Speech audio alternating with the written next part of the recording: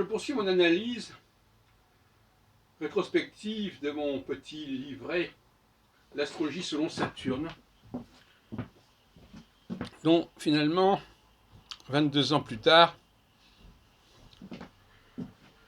je voudrais tirer un certain nombre de conclusions que je n'avais pas tirées à l'époque et entre-temps, bizarrement. Parce que parfois, on trouve des résultats et on ne sait pas les expliquer. C'est un peu comme par exemple pour Gauquelin. Gauquelin a trouvé des résultats, il n'a jamais su comment les expliquer. Je renvoie d'ailleurs à mon édition de son dernier bouquin en 92, Les personnalités planétaires, où j'avais ajouté un sombre de réflexion. Dans le cas de cet ouvrage, de ce travail, dont j'étais finalement assez fier, dont le sous-titre c'était Les 7 fourchettes de 1789 à 1995, j'avais isolé à 6 reprises une région du zodiaque qui se situe entre 12 et 23 degrés du signe des Poissons. Vous noterez par exemple qu'en astrologie mondiale, André Barbeau n'a jamais véritablement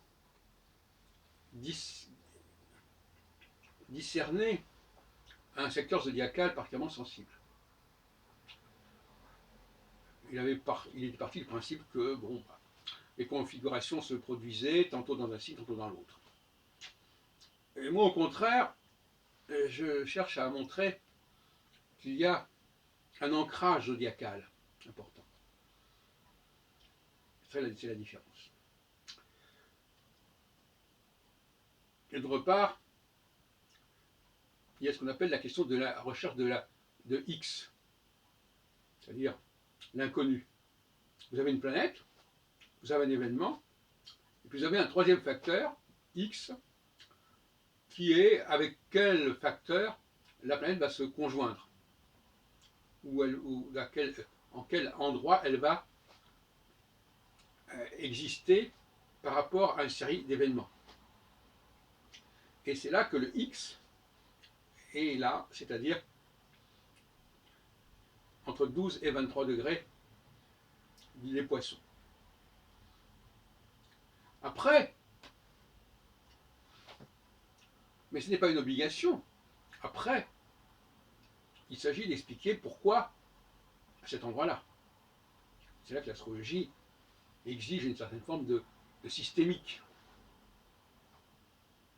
Mais annoncer déjà une prévision comme 1995, comme je l'ai fait, en disant que ça va être une année marquante, 1995 sera une année marquante au niveau des conflits sociaux, au même titre que 1789, 1948 ou 1936, c'est déjà pas mal. Mais, au prisme de mon travail que j'ai engagé quelques années plus tard, à partir de 2000, enfin il y a une dizaine d'années, disons, un peu plus peut-être, sur les étoiles fixes royales, cet intérêt pour les étoiles fixes royales est lié au fait que j'avais décidé de n'opter que pour une astronomie visible, pour des facteurs astronomiques visibles et pas seulement des calculs. Or, le point vernal qui avait présidé à ce travail de 1994 est un élément invisible. Donc il fallait que je le remplace par autre chose. Et mes travaux sur les étoiles fixes royales ont abouti à ce qu'on appelle l'astrologie alpha-oméga. Et en alpha-oméga, oméga est le temps de la protestation des peuples, qui se font un petit peu bafouer, berner par l'élite, comme c'est le cas actuellement et comme ça va être le cas dans les prochains mois, les prochaines années. Or, les événements que j'avais recensés sont des événements où le peuple se dresse, proteste. Or, si l'on place, si on rappelle que Fomalhaut, une des 4 étoiles fixes royales, se situe en tropique à 0 degré des Poissons, et si l'on sait que la phase oméga débute à peu près à partir de 20 degrés d'écart entre Saturne et Fomalhaut, on se retrouve à peu près dans ces fourchettes. Parce qu'il y a quand même un phénomène d'orbe qui joue.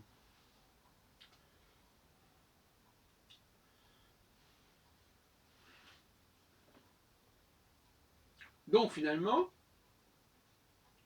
mes travaux montreraient que l'étoile fixe Fomalhaut serait peut-être la plus importante des 4 étoiles fixes royales.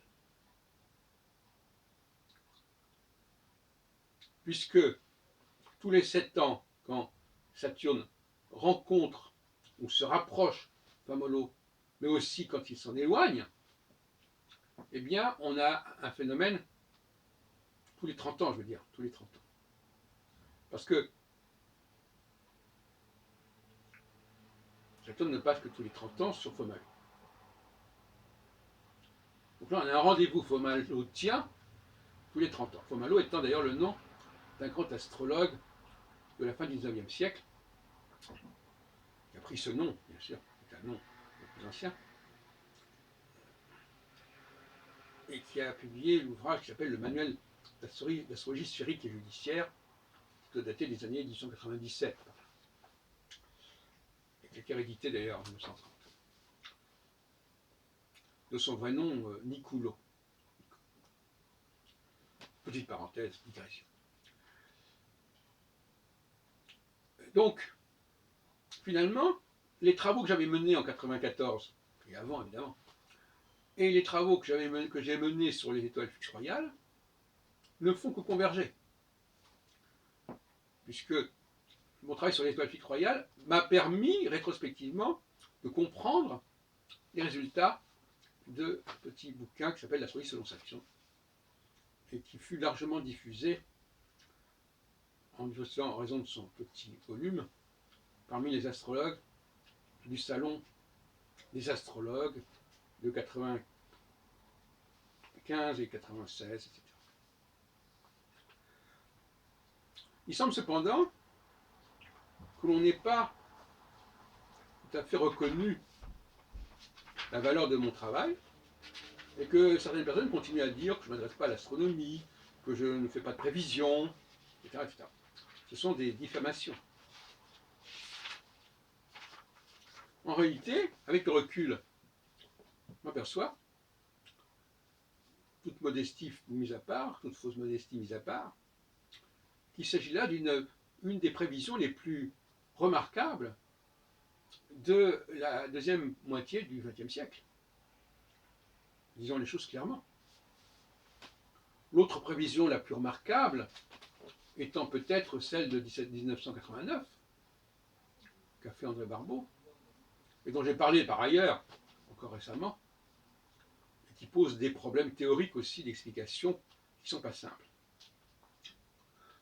Pour dire la vérité, pour moi, il s'agit là d'un artefact, une coïncidence en quelque sorte, qui ne peut pas s'expliciter du point de vue systémique. Mais j'en ai parlé, notamment dans une vidéo que j'ai faite il y a quelques jours, qui s'appelle le bilan prévisionnel de Barbeau.